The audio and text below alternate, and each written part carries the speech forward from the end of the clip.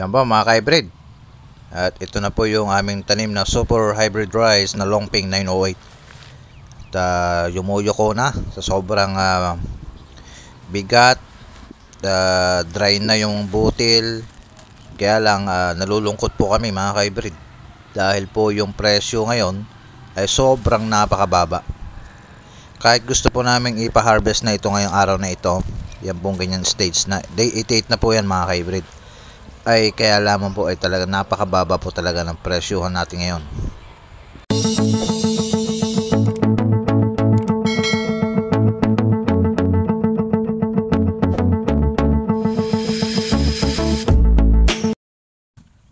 Isang mainit na araw na po mga ka-hybrid. Lakbay for Vlog nagbabalik muli sa aking YouTube channel. At kung bago ka lang sa aking YouTube channel, huwag mo kalimutan mag-subscribe.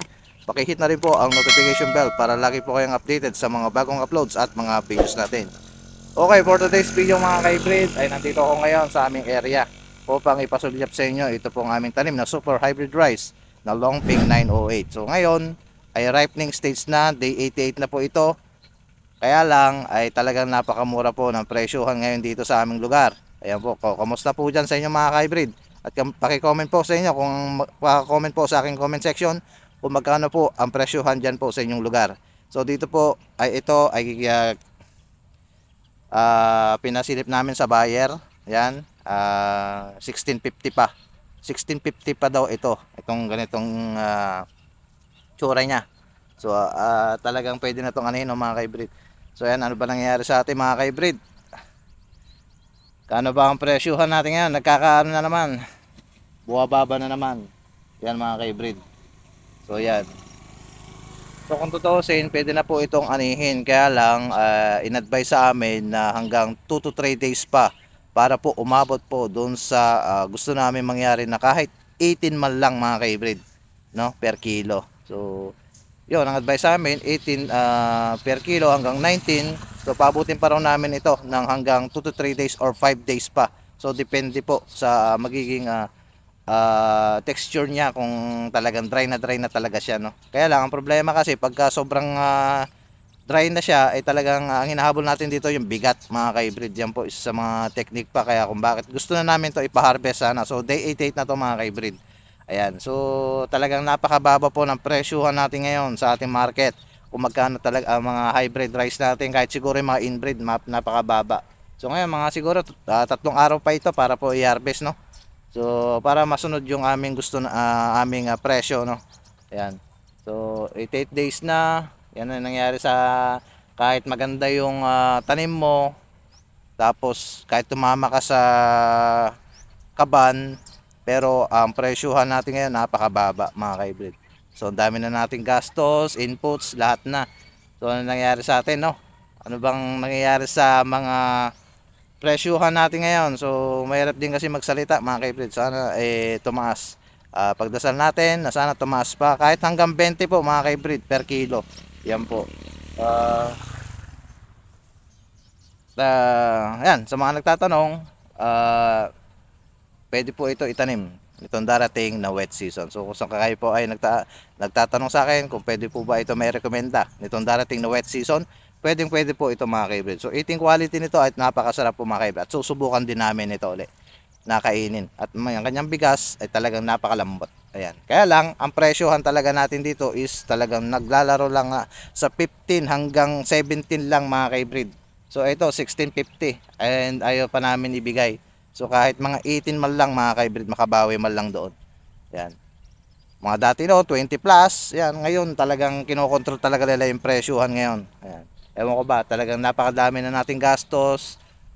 Tapos bababaan pa rin nila yung presyo. Tapos yung bigas, bababa, baliktad. Ayan, dapat balance lang mga ka-hybrid, no. So yan yung nangyayari dito sa aming sa aming tanim. Yan. So 1650. Yan. Ano nangyayari na ngayon mga ka-hybrid? Ayan.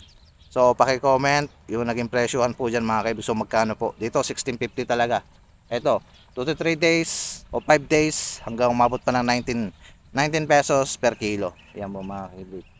So yan.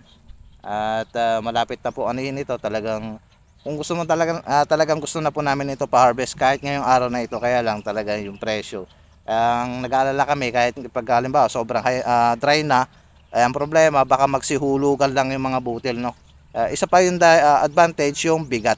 Yan po mga kaibigan. Kaya gusto na namin to ipa-harvest. Kaya pagka ganitong medyo may sariwa pa konti at medyo may dry rumble, gusto na namin talaga ipa-harvest. Kaya lang ang problema 1650 nga lang po ang alok doon sa ganitong tanim namin ng Dongping 908. Dongping na to mga hybrid, hybrid rice na 1650 lang. Ayan. So ano nangyayari dito sa ating presyuhan ngayon dito po sa aming lugar ng Nueva Ecija mga kaibigan. So kamusta po dyan mga kaibigan sa inyong lugar? Magkano din po talaga? Ayan. So ito po ay ginamitan namin ng fish amino acid, the rest wala na. Armore, yan po mga kaibigan. Ayan po yung naging resulta. So maganda naman po yung resulta ng aming tanim. Kaya lang ay yung sa presyuhan lang talaga mga kaibigan. So kahit naka 200 kami rito, yan lang ang problema ay talagang napaka mura ng presyuhan natin yan. So hindi pa namin talaga ipaparvest. So the rest doon may mga sariwa pa. So yun, hindi pa pwede. So update ko po kay mga ka-hybrid dun sa pag-harvest namin kung magkano po talaga magiging final result dun po sa presyuhan per kilo po mga ka-hybrid. So mga siguro 2 to 3 days papaharvest na namin to. So ayaw namin mahulog yung ibang mga binutil, no. So siya pa yung dagdag timbang. Yan po mga ka-hybrid. Ganda na. Ayan. So paki-comment mga ka-hybrid kung pwede na tang i-harvest. Pero pwede na namin harvestin to anytime. Kahit mamaya pwede na. Kaya lang 1650. So hindi pa pwede. So yan na po mga ka-hybrid. Mag-iingat po tayo at sa next vlog natin tayo po ay magsi-shoutout mga ka-hybrid, no. Yan. So medyo nalulungkot kami ngayong araw na ito dahil nga yung presyo ay daming gastos pero mababa talaga ang presyo. So yung SL39 namin ay medyo mas nauna kasi ito eh.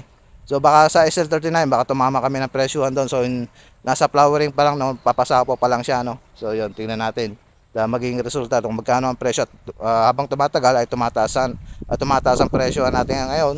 Eh syempre dagsa ng pag-aani ngayon at syempre sa maraming tayong kasabayan nagkakatalo diyan. Ayan.